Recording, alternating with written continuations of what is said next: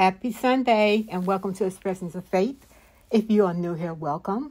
And if you are new, please consider subscribing and joining the Expressions of Faith family. It would bring my heart joy. I pray you guys are having a great day.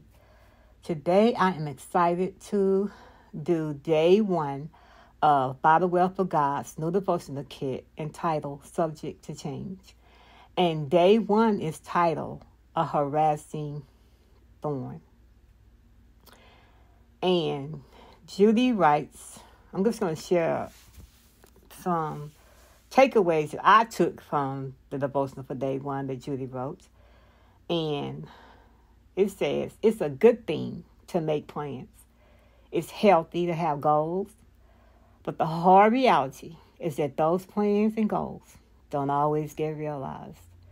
And even harder still is understanding and accepting that sometimes God puts us on a totally unexpected and perhaps unwanted path.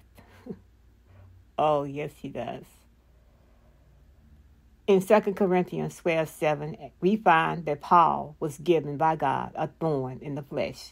We don't know for sure what it was. Some commentators surmise that it was a problem with his eyes or some other physical ailment. 3 times, Paul pleaded with God to take away this harassing thorn, and God said no. Have you ever told God that if he would make you healthier, richer, more skilled, that you just knew that you'd be able to do great things for him? That it's all of these circumstances that are holding you back from being really effective for the kingdom? But are you familiar with the phrase, God is more concerned with his work in you than he is with his work through you? Yes. God's response to Paul is found in 2 Corinthians 12:9. But he said to me, my grace is sufficient for you, for my power is made perfect in weakness.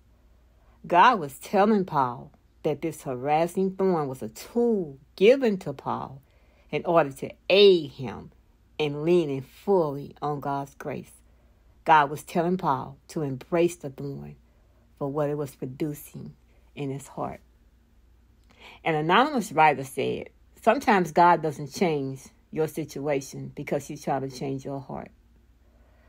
Paul responded to God in 2 Corinthians 12:9-10. Therefore, I will boast all the more gladly of my weaknesses, so that the power of Christ may rest upon me. For the sake of Christ, then, I am content with weaknesses, insults, hardships, persecutions, and calamities. For when I am weak, then I am strong. Amen. I love everything about God, but I think most of all that I am in awe of God is his sovereignty and his providence.